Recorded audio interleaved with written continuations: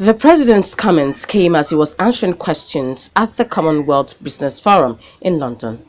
More than 60% of the population is below the age of 30. A lot of them haven't been to school, and they are claiming, that Nigeria has been an oil-producing country. Therefore, they should sit and do nothing and get housing, healthcare, education free.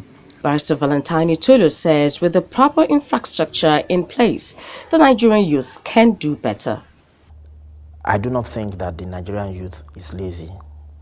If you step out, you will see Nigerian youth scavenging in dustbins to make a living.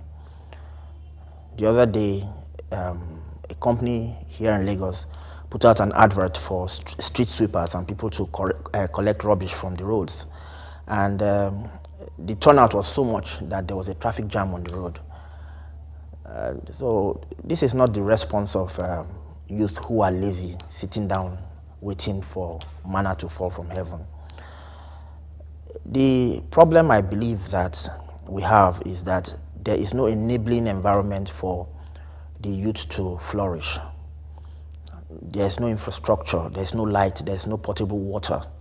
Valentine Utulu also berated some part of the statement that says that most of the youth are not educated, stressing that it was the responsibility of the government to provide quality education for its citizens. The question I would ask is, whose responsibility is it to educate the youth?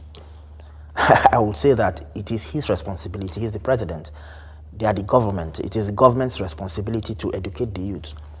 But if you look at the policy and the budget of the present administration, you will discover that in the proposed budget for 2018, we are talking about a percentage of about 8% of the budget allocated for education, which is far below the standards required.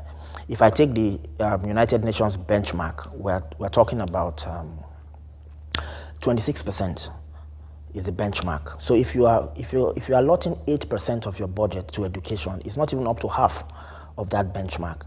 And then you turn around and say that these same youth are uneducated. So what do you want them to do? Are they the ones to bring about a budget to adequately educate them?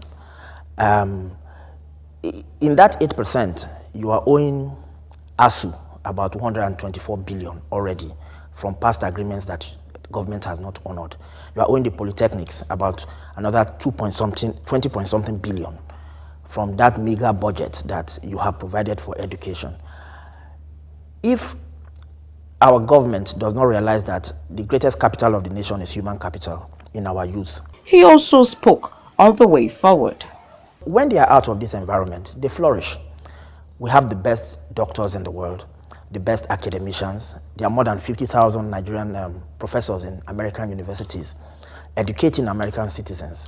And they live here because they are looking for somewhere where they can give their services and get proper value for what they give. So we need to run away from that mindset that the youth are lazy. What we should be thinking about is, how do we unleash the immense potentials in the Nigerian youth? That is a better approach. It is now pertinent that attention must be focused on key areas such as the economy, jobs, security, power, health, and transportation, which are ambitious goals for a country. Gimalo-Angel, Olowogoke reporting for Level Plus News.